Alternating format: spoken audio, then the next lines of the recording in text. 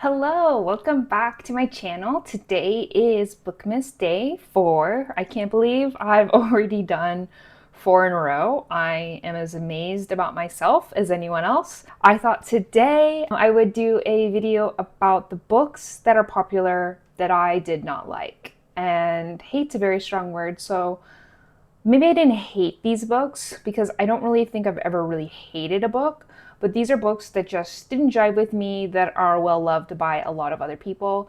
And this just seems to be a theme with a lot of popular books in me. I don't know if I go in with the wrong expectations or if I am the general trend of most of these popular books and hopping on later and reading them.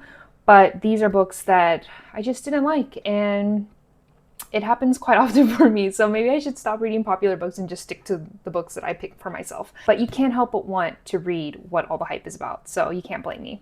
So let's get started. So I have 6 books here. I probably could have picked more, but I didn't want to be too over the top with the books that I didn't like. And so we're just going to start small here, okay? And the first book is probably going to be a big shocker because I feel like everybody that talks about this book loves this book. I haven't heard or seen one bad review about this book, and it is Claire Keegan's Small Things Like These. I think with this book, it's not necessarily I didn't like it, it was just that it was so underwhelming. It's a very short book, so it's a quick read. So even if you don't like it, you're not wasting a lot of time because it doesn't take you long to finish this. This book is about it takes place in Ireland when there was women homes where unmarried pregnant women would go and have babies, and then they would basically take those babies and either adopt them out or whatever. And this is about a man who crosses paths with a young woman that is staying at one of these homes. And they're notoriously not the nicest places to be. It takes place around Christmas and the winter time, and it just kind of speaks on the harshness of this reality and how small things can come into play. And basically, you can do small things to be a better person. So, great message. And the writing is fine. It's just, it didn't do much for me. Story and everything was just very superficial. It was very cheesy and obviously heavy on the themes of trying to show you that you can do small things to help other people, which I think is a great message, but it wasn't very nuanced in here. It was very obvious. I guess I was just expecting more, and I was expecting it to be a little more deep, whereas I felt like this was very broad strokes. And the ending is kind of left to a little bit of interpretation, but in general, if you're looking for just like a happy, not a happy, but like if you're looking for something that makes you feel good, that is short, then read this book. But don't go in with thoughts that there's going to be something deeper or heavier going on here. It is a very short read, so it's just going to be a very above surface type book. Unfortunately, didn't love this one. Her books are short, so I should probably give it another try because I think she is a good writer. This book, again, don't really see any negative reviews. I think I'm a class of my own with this one, and it is Piranesi by Susanna Clark. I understand the point of this book, and I understand the unraveling and unfolding of the mystery that's kind of going on here. First off, let's talk about the writing style. So the writing style is kind of different. You are getting different perspectives, and it's like journal entries. Entry for the 31st day of the 5th month in the year, the albatross came to the southwestern halls. And then you'll get descriptions like ninth vestibule, and you'll get all these descriptions of him going past all these different vestibules and structures. And when you first begin reading it, you're like, there must be a reason why I'm getting all of these details. And there isn't. So you do not have to pay attention to all of the nitty-gritty details of the descriptors because they really play no part in this book. So I thought that was kind of strange. I didn't love just the general premise of this story. I guess I was going in expecting it was going to be a different story, and that is probably mostly my fault. But yeah, I know this is well loved. I can't really go too deep into it without giving away the story, but it just didn't work for me. So next we have The Midnight Library. This is one of the most read and rated books on Goodreads. It is really well loved. I think it came out in 2019, 2020. So I think this one definitely had the advantage of coming out and being released during the height of a reader revival during COVID. And so this book came out during the time when people were kind of getting back into reading, and I think this one definitely benefited from it. If you read it now and you have read quite a bit of books, then I don't think that this would strike you as anything special. The themes of depression are really glazed over and I think are kind of mishandled. I don't think depression is as unserious as this book makes it sound. And I think it handles it a little too lightly and cleans it up very, very nicely at the end, which is not life.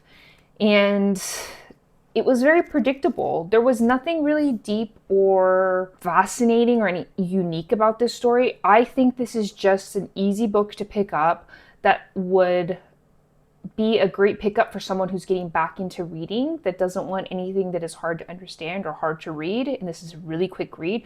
So it's definitely a book for a new reader. I don't think this is a book for somebody that has been reading for a while. Does that make sense? But anyways, this one really let me down. I read this one this year and I was like, this is what all that hype was about. But like I said, I think it was a time and place kind of book. This one I really wanted to love, and I tried to go in with the attitude that I had to take it with kind of a grain of salt, and that is Magnolia Parks by Jessa Hastings. This is a popular series on Book Talk. It's also a popular series on YouTube. People love these books, and I can see why. And I went in trying to be like, this is going to be like an episode of Gossip Girl. This is going to be up and down. Characters are going to be obnoxious. They're not going to make the right decisions, but I have to just kind of go with it and enjoy it. And I went in with that perspective, but I still just could not get into it. It was still a little too much. It's a very long book for what goes on in here. I don't think it had to be that long. There's a lot of describing of outfits because fashion is such a big thing to some of these characters, and I glazed over those descriptors. And I just didn't fall in love with any of the characters. I found them obnoxious and annoying. A lot of people say I should go on to the second book, Daisy Hates, and it is centered around another character that is more of a supporting character in this book, but I just don't think I need to. I have too many books on my TBR. I'm glad that this worked for you. If it worked for you, it just didn't work for me. Next, we have a really popular YA fantasy series, and that is The Cruel Prince by Holly Black. This is a very whimsical fantasy story, and I could see that it would probably work for young adults, and it just wasn't made for me. I am not the audience, and so I should not have been surprised when this didn't work for me. I think my issue is they're in the book content creation world or book influence world. A lot of the content creators are skewing more towards early 20s, mid 20s, and younger. So this book that they love, it works for them because they are kind of the audience. They are YA. I am mid 30s, so I'm a very different audience. I have a different mindset on what I want to read, and so it makes sense that this doesn't work for me. And I'm always looking for a little bit older content creators to follow as well to kind of give me a more balanced view of what people are reading, what's out there. And I think I've done an okay job of that, but you can't help. Most content creators are skewing younger, so it makes sense. But I picked up this book. I thought it was just fine. I didn't really find anything special about it. Honestly, I can't remember anything that happened in this book. And I think I read it 6 months ago or less. I read it this year, so I have no idea what happened in this book. And I do not think I'll be continuing this series, unfortunately. And then lastly, this book, I myself am shocked that I did not love. And it wasn't that I didn't like it. It's another one of those underwhelming books that are forgettable for me. And that is Monstrilio. This was on so many people's end of the year favorites for 2023. So I was so hyped about it. It sounded right up my alley. It has magical realism. There is themes of dealing with grief, and those are some of my favorite things to read about. So I thought this would be perfect for me. But unfortunately, I felt like I couldn't relate or couldn't connect with the characters in here. And I don't know if it's because it's a translated work or what it is, but I felt like there was this wall between me and the feelings of these characters. So I couldn't really get immersed in the grief and the feeling and the sadness. So I think that's kind of what took me out of this. And that is such a big part of this book. The fantastical parts of this book were fine, but I think I really needed to feel that grief and feel these characters, and I didn't. So that's kind of where I was left hanging with this one. If that wasn't an issue, I feel like I could have really, really liked this one, but it just it didn't hit me like it hit everybody else, unfortunately. And this one I really, really thought was going to be a banger for me. If you would have asked me in the beginning of this year, 5-star predictions, this would have been one of those books. So it is what it is. I read it. I'm glad I read it. I'm glad I saw kind of what it was about since so many people were talking about it. But again, it didn't do anything for me. So these were the books that I didn't love.